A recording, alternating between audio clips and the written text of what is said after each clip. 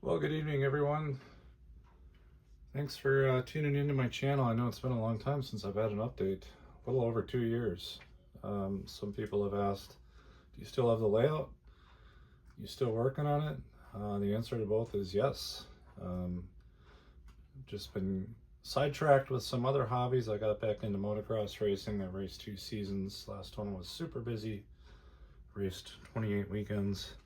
But we're in the winter here in the Midwest, and there have been some updates, and so I will go ahead and show you what's new since our last update 2 years ago. I had to actually go back and watch the video to see what the layout looked like back then, so I could find out what was actually new to show today. So let's start with Red Rock. This is JGB Power Sports. I introduced this building 2 years ago in the last update video. I did not have any lighting in it yet though. So this was a structure that my friend Bruce built for me.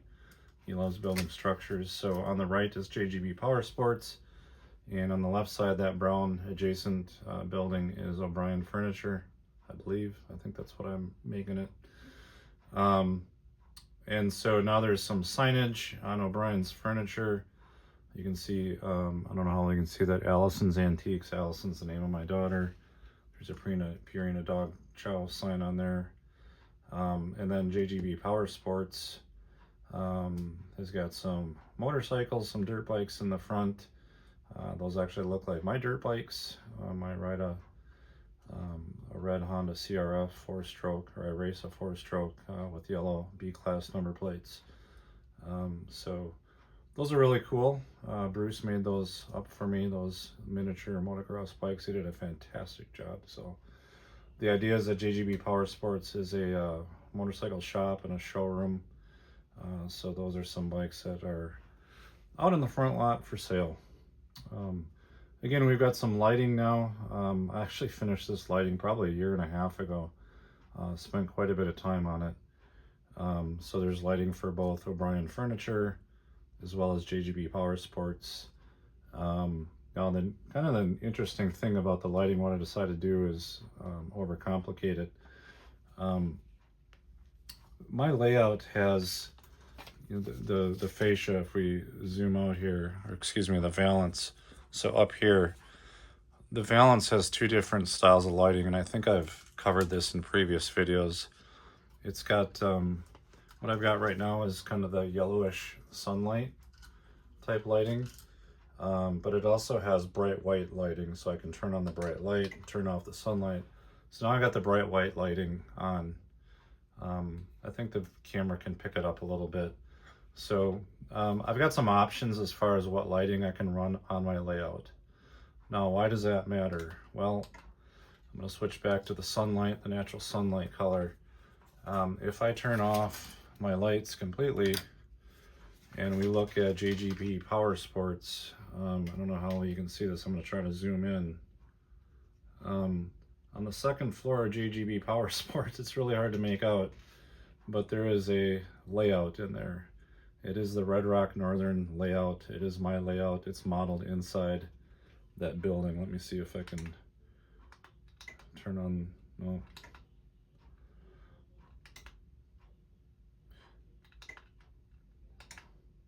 Yeah, that's the bright white. Anyways, what I did is I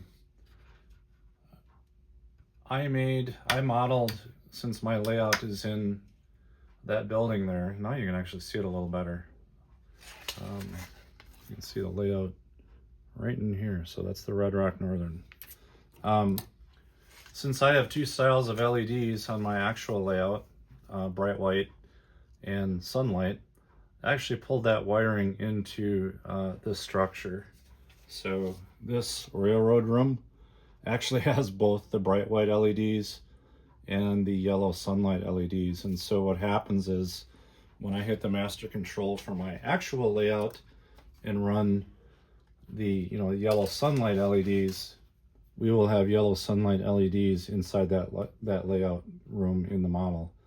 Likewise, if I turn on the bright white LEDs under my valance, we will get bright white LEDs inside the model. And again, I can actually shut off my lights. Right now we've got the yellow lights on, and now I can turn on the bright white light. And so you can see the different shades in there. Now back to the yellow. So probably overcomplicate it, but I thought that was kind of a fun little gimmick that I could add. So that's JGB Power Sports and O'Brien Furniture. I guess one other item I can talk about is, let's see if we can focus in there so I can see a little closer view of the dirt bikes. There's a figure standing out here. That's Jason Jensen from Jason Jensen Trains. So again, my buddy Bruce, who's got a big man crush on Jason Jensen, bought that figurine and painted it up for me. So I haven't figured out where Jason Jensen's going to go, but for now he's bike shopping. All right, let's move on. We're going to actually move, I'm going to move this tripod to the other end of the layout. And we're going to look over here. So something that I added over here about a year ago is a dedicated, a shared programming track. So this track has always been here. It serves two industries, Wagner Transfer and Storage, as well as the bank is actually an industry that can be operated on this layout. And there you can see there's a road crossing here. This is a small layout room, and I wanted long-term a better place to program my locomotives rather than on a piece of test track underneath the layout or on top of the layout. So what I did is I built in a toggle switch here. You can see it run and program. And so what I did is I actually wired this existing track here, this grade crossing, now serves two purposes. It's a runnable track for locomotives, but when we hit it to the program mode, we can also have a locomotive, sitting right about there to program. Now the programming track runs all the way from the track bumper, and the rail gaps are right here. Let's see if you can see that. Yeah, right about here, right about where the crane boom is. So this entire length is a programming track when it's in program mode. Now I can flip the switch back to run mode, and then we'll just send normal DCC commands through it, and we can run a locomotive on it to operate these industries. So that's working really well, and again, that's been in service about a year and a half. Let's see, down below here, right about here, I had a shelf with a laptop under there, and that laptop ran JMRI. And JMRI is used to interface with the command station on my Digitrax layout. I can monitor LocoNet. I can program locomotives with it through the PR4 or through the command station. I got sick and tired to go out under the layout to access the laptop. So a couple months ago, I looked on Amazon for a cheap drawer. I think this is just like a keyboard drawer or something like that. And I installed it underneath the layout benchwork. So now my laptop has been relocated over to where I don't have to hunch down under the layout and kill my back and be crawling around. And so now we've got JMRI up and running here. I can open Decoder Pro, open the programmer, and then use the programming track way over there to program my locomotive. So that's awesome. That has been working out really well. And then it stows, so when I'm not done using it, or if I don't need to use it, obviously I leave it on because it's still running JMRI and monitoring LocoNet. I can just close the lid and push the drawer back under. So that's slick. Let's see. Alpha meters. So we're gonna go back over here, take a look at these alpha meters that I installed. So that's these silver looking things mounted on the fascia. Now let me go right about here. Alpha meters are made by a company called DCC Concepts. I ordered them online, and what I've done is I've wired these in line with my command station and boosters. Well, really just the boosters at this point. And what the alpha meters do is they indicate for each power district track voltage and amp draw. Now, again, one of the additional things that I've done in the last 2 years is I added a third power district. So instead of having 2 power districts, which I showcased in my last update, I now have 3 power districts. I've got the main line, I've got the yard power district, and then over here I've got the DCC Concepts alpha meter for the third power district, which is hidden staging. So again, hidden staging is behind that retaining wall there in Granite Creek, and it's also behind this retaining wall in Red Rock.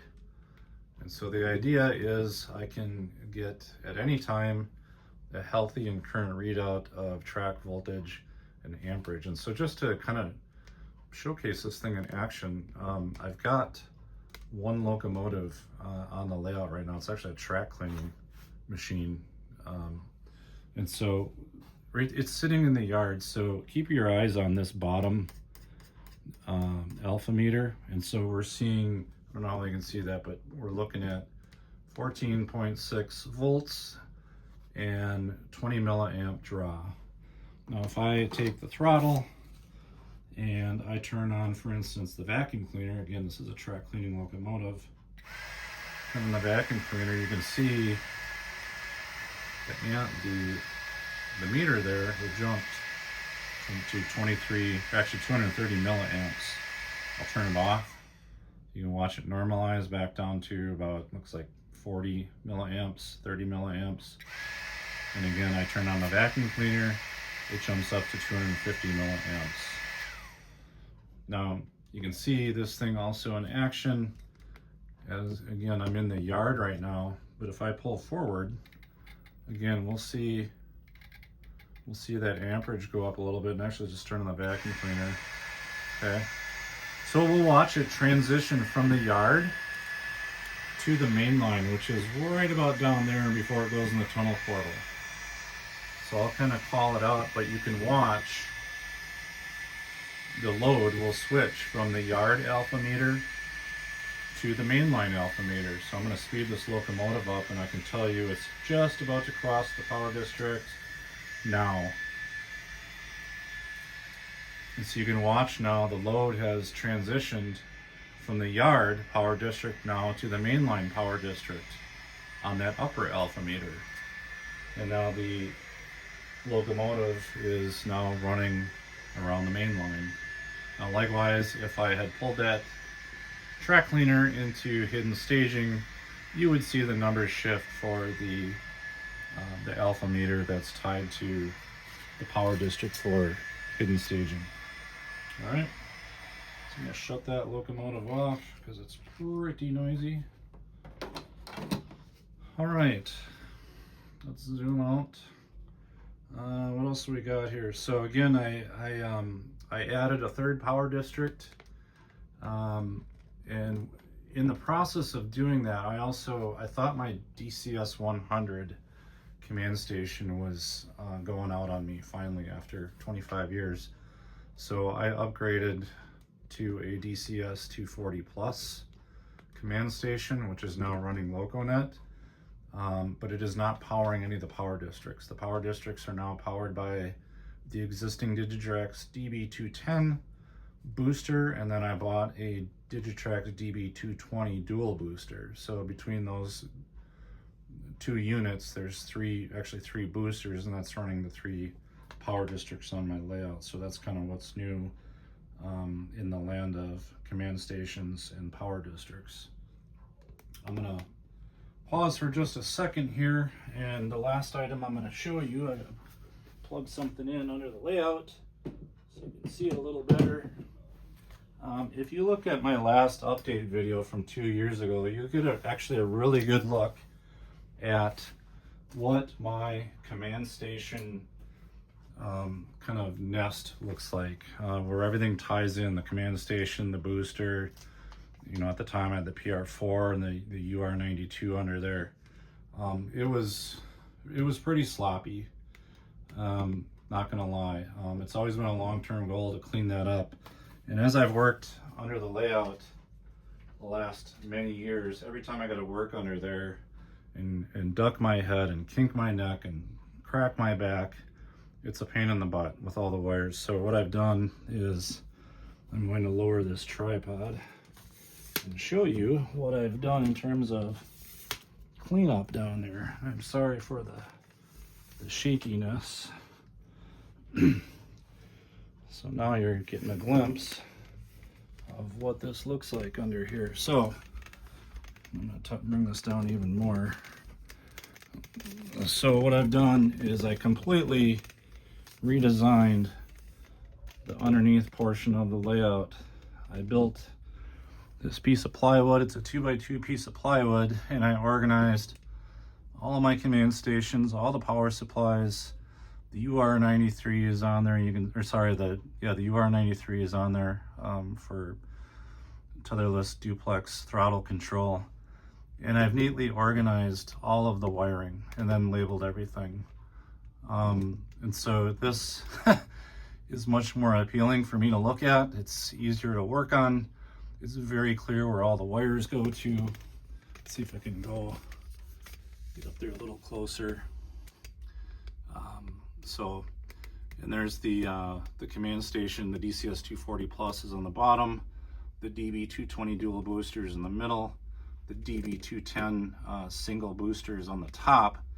And you can see how that's wired neatly to all the terminal blocks for power, and then going to the rails of my layout and so forth. So the idea is that if I need to, I can actually quickly disconnect these wires and just simply pull off that entire piece of plywood if I need to do major work, and bring it out to a table in the basement and work on it, you know, like a normal person sitting down, instead of laying underneath my layout working on it. So these are all can quickly be disconnected, and the whole thing just comes off like a solid state unit. So that was kind of the design.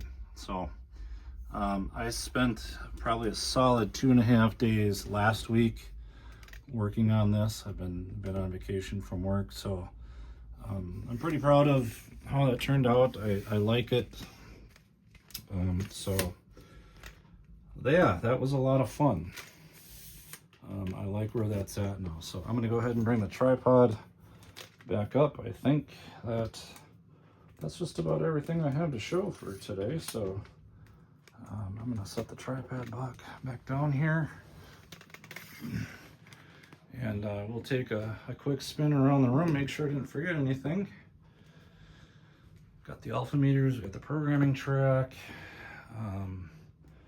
we got Granite Creek over there. Nothing really new. You can see the track cleaning machine I stopped on the bridge over there. I will say that I did swap out this bridge here, this first bridge going up the grade and up to Summit. So this was the bridge, the truss bridge that was in there for many years, since the layout was built.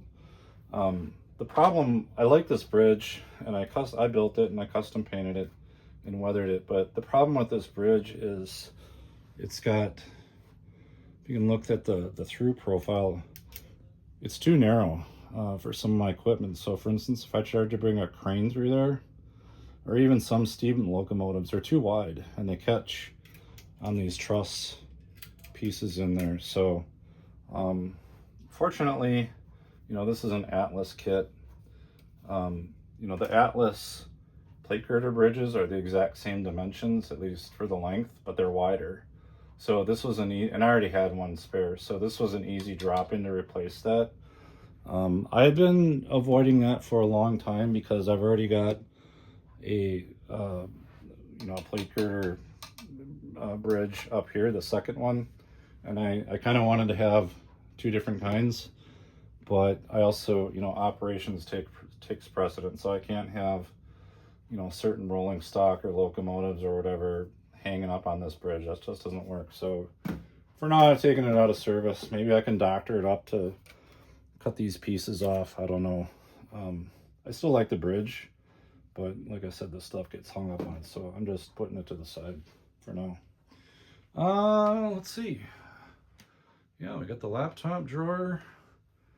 We got George's Gorge way over there. He's still cooking. The water's poured. It's getting kind of dusty. I need to dust that off, but yeah, I got the layout room all cleaned up for Christmas, which is in 2 days. It's the eve of Christmas Eve. I plan on having some people over for running the layout op session. I've been going to a breakfast with a guy I see every Friday. I found out at Perkins he's into model railroading, so I'm gonna invite him over. I think we're gonna run some trains after our Perkins breakfast Friday, the 26th. So anyways, that's it. We're gonna cut her off now at 21 minutes. I hope everyone had a wonderful Thanksgiving and you have a wonderful Christmas holiday if you celebrate that. So be safe, love one another, and we'll see you soon. Bye.